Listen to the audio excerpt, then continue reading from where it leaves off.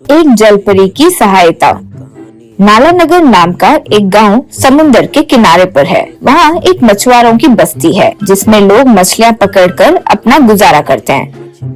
सब लोग सुबह सुबह समुंदर में जाकर मछलियाँ पकड़ते थे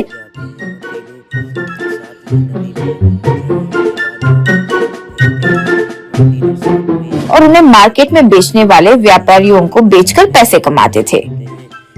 उन्हीं मछुआरों में गुड्डू नाम का एक मछुआरा था। गुड्डू भी मछलियाँ पकड़ता था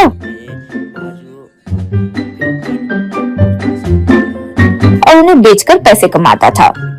गुड्डू के घर में उसकी बीवी और बच्चे थे। बच्चे स्कूल में पढ़ते थे। कभी कभी वे लोग उस गांव में जो लाइट हाउस होता था उस पर चढ़ जाते थे और वहां से समुद्र का नजारा देखकर खुश होते थे। जो लोग उन्हें लाइट हाउस पर देखते थे वो जाकर गुड्डू को बताते थे।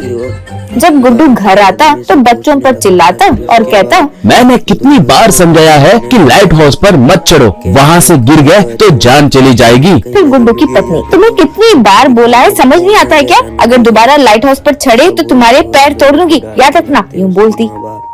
फिर उसके बाद रात होती है। एक दिन गुड्डू की बीवी बेहोश हो गई। अपने दोनों बच्चों को उसको अस्पताल ले गए। डॉक्टर ने कहा, गुड्डू, आपकी बीवी की दोनों किडनी ज्यादा तक खराब हो चुकी है। तुरंत किडनी ट्रांसप्लांट करना पड़ेगा। अगर कोई किडनी देने के लिए तैयार हो तो ऑपरेशन हो सकता है। तब गुड्डू बोला, सर, मैं अपनी किडनी देने को तैयार हूँ। प्लीज मेरी बीवी को बचा लीजिए। अगर वो नहीं रही तो मेरे बच्चे बिन माँ के बच्चे हो जाएंगे। डॉक्टर ने कहा, किडनी देना काफी नहीं है, ऑपरेशन के लिए पैसे भी चाहिए। कम से कम 20 लाख का खर्चा आएगा। जितना जल्दी पैसा अरेंज कर लो उतना अच्छा है, वरना देरी होने से किडनी और खराब हो जाएंगी। इतने बड़े खर्चे का सुनकर गुड्डू समझ नहीं पाया कि क्या करे। उसके बच्चों ने बात सुनी और वो बहुत उदास हो गए।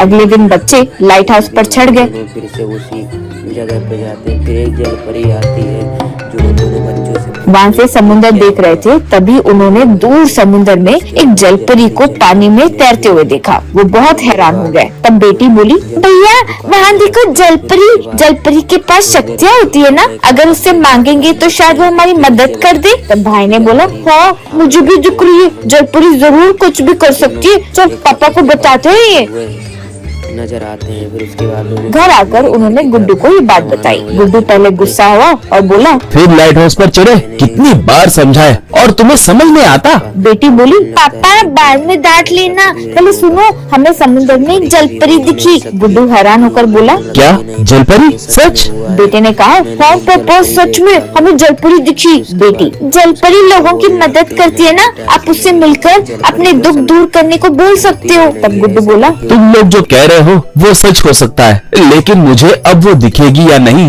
पता नहीं, फिर भी मैं कोशिश करता हूँ। गुड्डू तुरंत समुंदर में गया और जलपरी को ढूंढने लगा। बहुत देर तक नहीं मिली तो वो उदास हो गया। उसने कहा, कहाँ हो माँ? मेरी पत्नी और बच्चों को बचा लो, कृपया सामने आओ।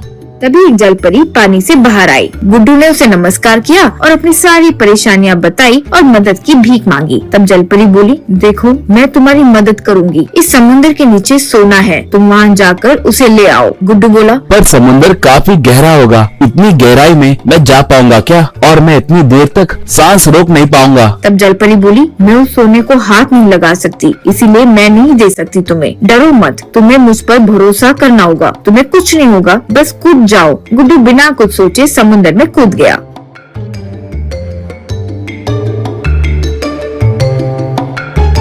समुंदर के तल में उसने बहुत सारा सोना देखा और अजीब बात तो ये थी कि जितनी देर वो समुंदर में था उसे सांसें आती ही जा रही थी। उसने सोना उठाया और वापस ऊपर आया।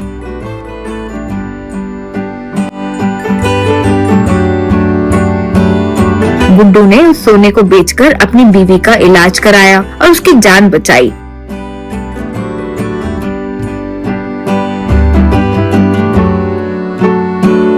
फिर एक बड़ा घर और गाड़ी खरीदी और अपने फैमिली के साथ सुखी जीवन जीने लगा।